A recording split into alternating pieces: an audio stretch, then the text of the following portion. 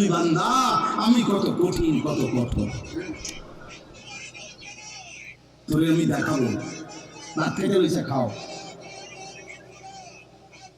ভাত খেতে লইছো খাও বান্দা।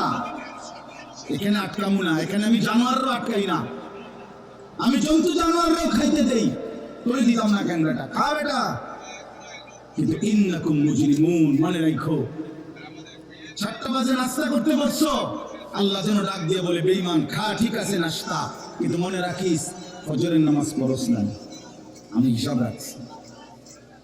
রাত 10টা বাজে খাইতে বসছো বেঈমান, ঠিক আছে খা, কিন্তু মনে রাখিস এশার নামাজ পড়ো নাই।